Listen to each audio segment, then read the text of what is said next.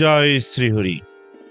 সুপ্রিয় শ্রোতাবৃন্দ, ভগবানের লীলা অসীম ও অপরিসীম। ভক্তদের কল্যাণ ও ধর্মরক্ষার জন্য তিনি যুগে যুগে নানা অপূর্ব লীলা প্রকাশ করেন। শ্রীকৃষ্ণের সেই সকল মহিমাময় লীলার মধ্যে এক বিশেষ অধ্যায় হল পবিত্র দ্বারকাপুরী প্রতিষ্ঠা। মথুরায় বারবার আক্রমণ করতে থাকে দুষ্ট রাজা জরাসন্ধ এবং যমনরাজ কালযব।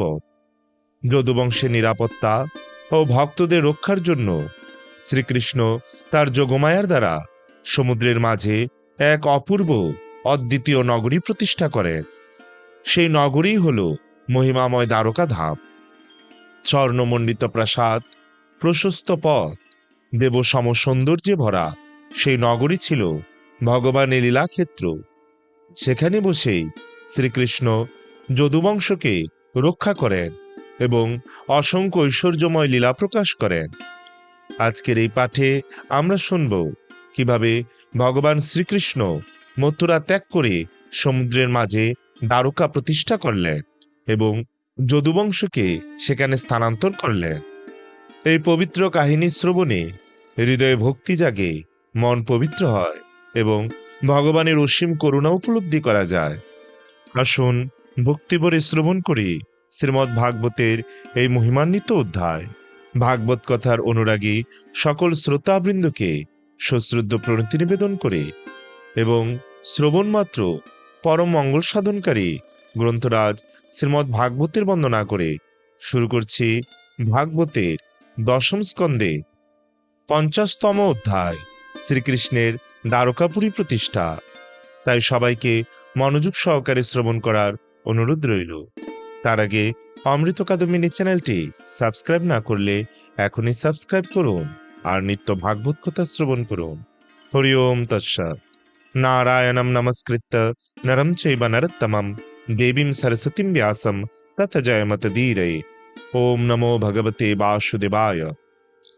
শ্রীল সুখদেব গোস্বামী বললেন, হে ভরত কুলশ্রেষ্ঠ, কংস যখন নিহত হল, তার দুই রানী পুস্তি ও প্রাপ্তি শোকার্ত হয়ে তাদের পিতৃগৃহে গমন করেছিল। শোকগ্রস্তা দুই রানী তাদের পিতা মগধরাজ জরাসন্ধের কাছে গিয়ে তারা কিভাবে বিধবা হয়ে গেল সেই সম্বন্ধে সমস্তই বর্ণনা করল। হে রাজন, সেই অপ্রিয় সংবাদ শ্রবণ করে জরাসন্ধ শোক ও ক্রোধে পূর্ণ পৃথিবীকে যাদব শূন্য করার সব রকম সম্ভাব্য চূড়ান্ত উদ্যোগ শুরু করল। ত্রয়োবিংশতি অক্ষয়িনী বাহিনী নিয়ে সে চতুর্দিক থেকে যদু রাজধানী মথুরা অবরোধ করল। শ্রীকৃষ্ণ পরমেশ্বর ভগবান এই জগতের আদি কারণ হলেও তিনি যখন এই পৃথিবীতে অবতরণ করেন তখন মানুষের ভূমিকায় লীলা করেন। তাই যখন তিনি জরাসন্ধকে তার নগরীর চারিদিকে যেন এক উচ্ছ্বাসিত মহাসমুদ্রের মতোই সৈন্য সমাবেশ করতে দেখলেন এবং দেখলেন কিভাবে এই সৈন্যবাহিনী তার প্রজাদের মধ্যে ভীতির সঞ্চার করছে, তখন স্থান কাল ও তার বর্তমান অবতারত্বে যথার্থ উদ্দেশ্য অনুসারে তিনি তার উপযুক্ত কর্তব্য নির্ধারণ করলেন। যেহেতু জরাসন্ধের পদাতিক সৈন্য অশ্ব, রথ ও হস্তিদল সমন্বিত অক্ষয়িনী সমূহের সৈন্যবাহিনী হয়ে উঠেছে পৃথিবীর ভারস্বরূপ, যা মগধরাজ সমস্ত অনুগত রাজাদের কাছ থেকে সংগ্রহ করে এখানে সমবেত করেছে, তা আমি বিনষ্টই করব। কিন্তু একমাত্র জরাসন্ধকেই হত্যা করা উচিত হবে না, কারণ ভবিষ্যতে সে নিশ্চয়ই আরও এক সৈন্য সমাবেশ ঘটাবে। ভূবার হরণ, সাধুগণের সংরক্ষণ এবং অসাধুগণের বিনাশ, এই আমার বর্তমান অবতারের উদ্দেশ্য। যখন কোনো সময়ে অধর্ম বিস্তার লাভ করে তা নিবারণের জন্য এবং ধর্মের রক্ষার জন্য আমি অন্যান্য শরীরও ধারণ করি। এইভাবে যখন ভগবান গোবিন্দ চিন্তা করছিলেন, তখন সূর্যের মতো দীপ্তি সম্পূর্ণ দুটি রথ সহসা আকাশ থেকে নেমে এলো। সেগুলি সারথী উপকরণে পরিপূর্ণ ছিল। ভগবানের নিত্য দিব্য অস্ত্রশস্ত্রাদিও আপনা থেকে তার সামনে আবির্ভূত হলো। সেই সব লক্ষ্য করে ইন্দ্রিয়াদির অধীশ্বর ভগবান শ্রীকৃষ্ণ শ্রী শঙ্কর্ষণকে বললেন, আমার শ্রদ্ধেয় জ্যেষ্ঠ ভ্রাতা, আপনার মুখাপেক্ষী যদুগণকে অবরুদ্ধ করেছে যে বিপদ, তা লক্ষ্য করুন। হে প্রভু, আপনার নিজস্ব রথ ও প্রিয় অস্ত্রশস্ত্র আপনার সামনে উপস্থিত হয়েছে। আমাদের ভক্তবৃন্দের কল্যাণ সুনিশ্চিত করার জন্যই আমরা জন্মগ্রহণ করেছি। কৃপা করে এখন এই ত্রয়োবিংশতি অক্ষয়িনীর ভার পৃথিবী থেকে দূর করুন। শ্রীকৃষ্ণ তার ভ্রাতাকে এইভাবে আমন্ত্রণ করার পর সেই দুই দশার্হ কৃষ্ণ বলরাম বর্ম পরিধান করে এবং তাদের সুশোভিত অস্ত্রশস্ত্র প্রদর্শন করতে করতে তাদের রথ চালনা করে নগরী হতে নির্গত হলে। অতি অল্প সংখ্যক সৈন্য তাদের সঙ্গে ছিল। শ্রীকৃষ্ণ তার রথের সারথি দারুকের সঙ্গে নগরী থেকে নির্গত হয়ে শঙ্খধ্বনি করলেন এবং শত্রু সৈন্যগণের হৃদয় ভয়ে কম্পিত হতে লাগল। জরাসন্ধ তাদের দুজনকে দেখে বলল, হে কৃষ্ণ নরাধম, একজন বালকের সঙ্গে যুদ্ধ করা যেহেতু লজ্জাজনক, আমি তাই এইভাবে একাকী তোমার সঙ্গে যুদ্ধ করতে ইচ্ছা করি না। তুমি মূর্খ, তাই লুকিয়ে থাকো। ও হে স্বজন হত্যাকারী, চলে যাও, আমি তোমার সঙ্গে যুদ্ধ করব না। তুমি বলরাম যদি মনে করো যে তুমি লড়তে পারবে, তাহলে সাহস ও ধৈর্য ধারণ করো এবং আমার সঙ্গে যুদ্ধ করো। আমার বাণ দ্বারা ছিন্ন বিচ্ছিন্ন তোমার দেহ ত্যাগ করে তুমি স্বর্গে যেতে পারো, নতুবা আমাকে বধ করো। শ্রী ভগবান বললে, প্রকৃত বীরগণ কেবলমাত্র দম্ভ প্রকাশ করে না, বরং কার্যক্ষেত্রে তাদের বিক্রম প্রদর্শন করে। আমরা কোনো আতঙ্কগ্রস্ত মুমূর্ষ জনের কথা গুরুত্ব দিয়ে মেনে নিতে পারি না। শ্রীল সুখদেব গোস্বামী বললেন, বায়ু যেমন মেঘরাশি দ্বারা সূর্যকে অথবা ধূলিকণা দ্বারা অগ্নিকে আবৃত্ত করে, জরাপুত্র সেই মধুবংশজ দুজনের দিকে অগ্রসর হলো এবং তার বিশাল সৈন্যরাশি দিয়ে তাদের সৈন্য, রথ, ধ্বজ, অশ্ব ও সারথীদের সকলকে বেষ্টন করেছিল। রমণীগণ সুউচ্চ গৃহ, প্রাসাদ ও নগরীর সিংহদ্বারগুলিতে দাঁড়িয়েছিলেন। তারা যখন গরুর ও তালবৃক্ষের প্রতীক সমন্বিত ধ্বজা দ্বারা চিহ্নিত কৃষ্ণ বলরামের রথ দুটি আর দেখতে পেলেন না, তখন তারা শোকাহত হয়ে মূর্ছিত হয়ে পড়ে। তাকে ঘিরে সমবেত মেঘসদৃশ বিপুল শত্রু সৈন্যের দ্বারা অবিশ্রান্ত ও ভয়ঙ্কর বাণবর্ষণে তার সৈন্যদের পীড়িত হতে দর্শন করে শ্রীহরি তার সারঙ্গ নামক সর্বোত্তম ধনুকে টঙ্কারধ্বনি করলে, যে ধনুকটিকে দেবতা অসুরেরা উভয়ই পূজা করে থাকে। ভগবান শ্রীকৃষ্ণ তার তুন থেকে তীরগুলি গ্রহণ করলে, সেগুলি ধনুর্গুণে সংযোজিত করলে, আকর্ষণ করলে এবং অগণিত শানিত বানরাশি নিক্ষেপ করলে, যা শত্রুর রথ, হস্তি, অশ্ব ও পদাতিক সৈন্যদের আঘাত করল। ভগবান তার বানরাশিকে জ্বলন্ত অগ্নিবলয়ের মতো নিক্ষেপ করছিলেন। হাতিগুলির কপাল দ্বিখণ্ডিত হয়ে ভূমিতে পতিত হল, সৈন্যবাহিনীর অশ্বগুলি ছিন্ন গ্রীবা হয়ে পতিত হল, রথগুলির অশ্ব, ধ্বজা, সারথি ও রথিগণ সহ চূর্ণ বিচূর্ণ হয়ে পতিত হল এবং পদাতিক সৈন্যদের বাহু, উরু ও স্কন্দ ছিন্ন বিচ্ছিন্ন হয়ে বিধ্বস্ত হল। যুদ্ধক্ষেত্রে মনুষ্য, হস্তি ও অশ্বের অঙ্গসমূহ যা খণ্ড খণ্ড হয়েছিল, তা থেকে রক্তের শত শত নদী প্রবাহিত হয়েছিল। এই সমস্ত নদীগুলিতে হাতগুলি সাপের মতো, মানুষের মাথাগুলি কচ্ছপের মতো, মৃত হাতিগুলিকে দ্বীপের মতো এবং মৃত অশ্বগুলিকে কুমিরের মতো মনে হচ্ছিল। হাত এবং উরুগুলি মাছের মতো, মানুষের চুলের রাশিকে শৈবালের মতো, ধনুকগুলিকে ঢেউয়ের মতো এবং বিভিন্ন অস্ত্রগুলিকে গুল্মের মতো মনে হচ্ছিল। রক্তের নদীগুলি এই সমস্ত কিছুতে পরিপূর্ণ হয়ে উঠেছিল। রথের চাকাকে ভয়ঙ্কর ঘূর্ণির মতো দেখাচ্ছিল এবং মূল্যবান রত্ন ও অলঙ্কারগুলিকে তীব্র বেগে প্রবাহিত রক্তের নদীতে পাথর ও কাকরের মতো মনে হচ্ছিল, যা ভীরুদের মনে ভয় আর মনস্বীদের আনন্দ উদ্রেক করেছিল।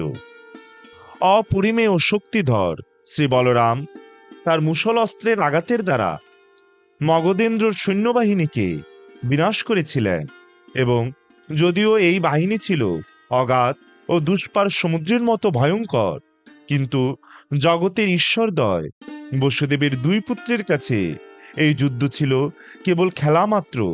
যিনি ত্রিভুবনের সৃষ্টি, স্থিতি ও প্রলয় রচনা করেন এবং যিনি অনন্ত চিন্ময় গুণাবলী সম্পন্ন, তার কাছে মোটেই আশ্চর্যজনক নয় যে তিনি একটি বিপক্ষ দলকে বিনাশ করছেন। তবু ভগবান যখন মনুষ্যের আচরণ অনুকরণ করে সেটি করেন, তখন ঋষিগণ তার সে আচরণের বন্দনা করেন। রথহীন ও হতসৈন্য জরাসন্ধের কেবলমাত্র নিঃশ্বাসটুকু অবশিষ্ট ছিল। সেই সময়ে শ্রী বলরাম বলপূর্বক সেই শক্তিশালী যোদ্ধাকে বন্দী করলেন, ঠিক যেমন কোনো সিংহ আরেকটি সিংহকে বলপূর্বক ধরাশায়ী করে। বরুণের দিব্য পাশবন্ধন ও অন্যান্য জাগতিক রজ্জু দ্বারা বলরাম সেই বহু শত্রুহন্তা জরাসন্ধকে বন্ধন করতে শুরু করলে। কিন্তু ভগবান গোবিন্দের তখনও জরাসন্ধের মাধ্যমে একটি উদ্দেশ্য পূর্ণ করা বাকি ছিল, এবং তাই তিনি বলরামকে থামতে বললেন। যোদ্ধাদের কাছে উচ্চ সম্মানিত জরাসন্ধ দুই জগদীশ্বরের কাছ থেকে মুক্তি লাভ করে লজ্জা পেয়েছিল, এবং তাই সে তপশ্চর্যার জন্য সংকল্প করল। পথে বিভিন্ন রাজারা তাকে নানাভাবে পারমার্থিক জ্ঞান ও লৌকিক যুক্তি দ্বারা বুঝিয়েছিলেন যে তার পক্ষে আত্মনিগ্রহের ধারণা ত্যাগ করা উচিত। তারা তাকে বলেছিল, তোমার অতীত কর্মের অনিবার্য ফলস্বরূপ যদুদের কাছে তোমার পরাজয় হয়েছে মাত্র। তার সকল সৈন্য নিহত হলে এবং নিজেও পরমেশ্বর ভগবানের কাছে উপেক্ষিত হয়ে বৃহত্রথপুত্র রাজা জরাসন্ধ তখন মনের দুঃখে মগধরাজ্যে প্রত্যাবর্তন করলেন। ভগবান মুকুন্দ তার নিজ সৈন্যবাহিনী নিয়ে সম্পূর্ণ অক্ষতভাবে তার শত্রুর সৈন্যের সমুদ্রে উত্তীর্ণ হলেন। তিনি স্বর্গের অধিবাসীদের অভিনন্দন গ্রহণ করলেন এবং তার উপরে তারা পুষ্পবর্ষণ করলেন। মথুরাবাসী তাদের প্রচণ্ড আশঙ্কার উত্তাপ থেকে মুক্ত হয়ে আনন্দে পরিপূর্ণ হলেন, আর চরণ কবি, ঘোষক ও স্তাবকেরা তার বিজয়ের স্তুতি গান করে তার সঙ্গে মিলিত হবার জন্য বেরিয়ে এলেন। ভগবান তার নগরীতে প্রবেশ করলে শঙ্খ ও দুন্দুবি ধ্বনিত হল, এবং অনেক ঢোল, শিঙা, বীণা, বেণু ও মৃদঙ্গের ঐক্যতান বেজে উঠল। রাজপথগুলি জলে সিক্ত করা হয়েছিল, সর্বত্র পতাকা উড়ছিল, এবং তোরণগুলি উৎসবের জন্য অলঙ্কৃত করা হয়েছিল। নগরবাসীরা উল্লসিত হয়ে উঠেছিল, এবং বৈদিক মন্ত্রের কীর্তনে নগরী নিনাদিত হচ্ছিল। পুররমণীরা যখন সস্নেহে ভগবানকে দর্শন করছিলেন, তখন প্রীতিবশত তাদের নয়ন ব্যাকুলিত হয়েছিল, এবং তারা তার উপর পুষ্পমাল্য, দধি, অক্ষতণ্ডুল ও অঙ্কুর ছড়িয়ে দিচ্ছিলেন। ভগবান শ্রীকৃষ্ণ তখন যুদ্ধক্ষেত্রে পতিত সকল সম্পদ, প্রধানত মৃত যোদ্ধাদের অসংখ্য ভূষণসমূহ যদুরাজকে উপহার প্রদান করলেন। এই একইভাবে 17 বার মগধরাজকে পরাজয় বরণ করতে হয়েছিল, কিন্তু তবুও এতবার পরাজয় সত্ত্বেও শ্রীকৃষ্ণের দ্বারা সুরক্ষিত যদুরাজের বাহিনীর বিরুদ্ধে তার অক্ষয়িনী বাহিনী নিয়ে সে যুদ্ধ করেছিল। ভগবান শ্রীকৃষ্ণের শক্তি দ্বারা বৃষ্ণিগণ নিশ্চিত রূপে জরাসন্ধের সকল বাহিনীকে ধ্বংস করেছিলেন, এবং যখন তার সকল সৈন্য নিহত হল, তখন রাজা তার শত্রুর দ্বারা মুক্ত হয়ে আবার ফিরে গিয়েছিল। ঠিক যখন 18 বারের যুদ্ধ শুরু হতে যাচ্ছিল, তখন নারদ মুনির প্রেরিত কালযবন নামে এক বর্বর যোদ্ধা যুদ্ধক্ষেত্রে উপস্থিত হল। মথুরায় এসে এই যবন 3 কোটি বর্বর সৈন্য নিয়ে নগরী অবরোধ করেছিল। সে কখনোই যুদ্ধ করার উপযুক্ত প্রতিদ্বন্দ্বী মানুষ খুঁজে পায়নি, কিন্তু সে শুনেছিল যে বৃষ্ণিরা ছিল তার সমকক্ষ। শ্রীকৃষ্ণ ও শ্রী শঙ্কর্ষণ যখন কালযবনকে দেখলেন, তখন শ্রীকৃষ্ণ পরিস্থিতির সম্বন্ধে ভাবলেন এবং বললেন, আহা, দুদিক থেকেই মহাবিপদ এখন যদুদের ভয়ের কারণ হয়ে উঠেছে। এই যবন ইতিমধ্যে আমাদের অবরুদ্ধ করেছে এবং মগধের পরাক্রমী রাজাও শীঘ্রই এখানে আজ না হলেও কাল অথবা পরশু এসে উপস্থিত হবে। আমরা যখন কালযবনের সঙ্গে যুদ্ধে ব্যস্ত থাকব, তখন যদি বলবান জরাসন্ধ আসে, তাহলে জরাসন্ধ আমাদের আত্মীয় স্বজনদের হত্যা করতে পারে অথবা তার রাজধানীতে তাদের নিয়ে চলে যেতে পারে। সুতরাং আমরা এখনই এমন একটি দুর্গ নির্মাণ করব যাতে কোনো মানব শক্তি বল প্রয়োগ করে প্রবেশ করতে পারবে না। আমরা আমাদের পরিবারের সকলকে সেখানে রেখে আসি এবং তারপর সেই বর্বর রাজাকে বধ করি।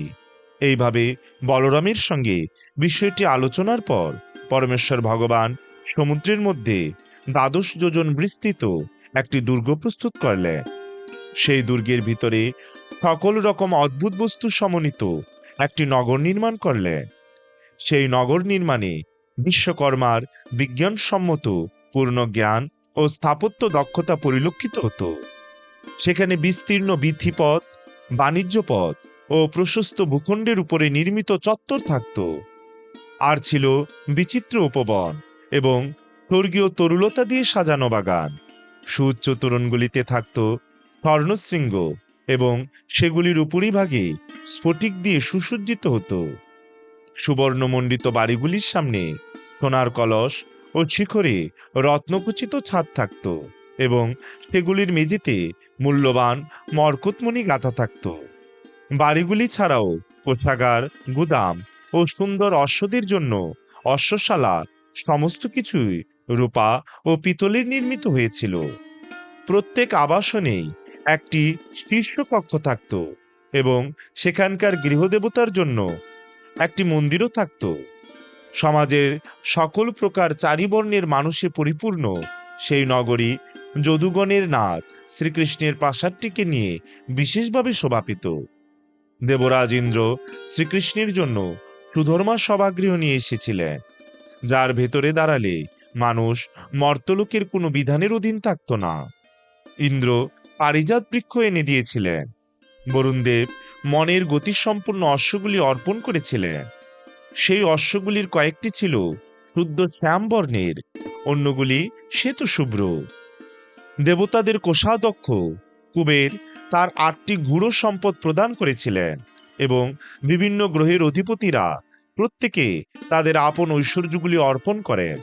পরমেশ্বর ভগবান পৃথিবীতে অবতীর্ণ হলে, হে রাজন, ইতিপূর্বে দেবতাদের নির্দিষ্ট কর্তৃত্ব প্রয়োগের জন্য তিনি যে সকল আধিপত্য তাদের প্রদান করেছিলেন, এখন তারা সবই তাকে প্রত্যার্পণ করলেন। তার যোগমায়া বলে তার সকল আত্মীয়দের নতুন নগরীতে স্থানান্তরিত করে মথুরাকে রক্ষা করার জন্য সেখানে অবস্থানরত শ্রী বলরামের সঙ্গে শ্রীকৃষ্ণ পরামর্শ করলেন। তারপর একটি পদ্মমাল্য ধারণ করে, কোনো অস্ত্র না নিয়ে, মথুরার প্রধান তোরণ দিয়ে ভগবান শ্রীকৃষ্ণ মথুরা থেকে বেরুলেন। ওম তৎসৎ ইতি শ্রীমন মহর্ষি ব্যাসদেব প্রণীত পারমহংসী সংহিতা শ্রীমদ্ ভাগবত মহাপুরাণের ১০ম স্কন্ধের ৫০তম অধ্যায় এখানেই সমাপ্ত। পরবর্তীতে আমরা শ্রবণ করব শ্রীমদ্ ভাগবতের ১০ম স্কন্ধের ১৫০তম অধ্যায় মুচুকুন্দের উদ্ধার। তাই সবাইকে পরবর্তী ভিডিও দেখার আমন্ত্রণ রইল। জয় জয় গ্রন্থরাজ শ্রী শ্রীমদ্ ভাগবত মহাপুরাণের জয়। ভাগবত কথা শ্রবণকারী সকল ভক্তবৃন্দের জয়। জয় শ্রীকৃষ্ণ চৈতন্য প্রভু নিত্যানন্দ, শ্রী অদ্বৈত গদাধর শ্রীবাসাদি শ্রী গৌর ভক্তবৃন্দ। হরে কৃষ্ণ কৃষ্ণ কৃষ্ণ হরি হরি, হরে রাম রাম রাম হরে হরে। জয় শ্রী হরি।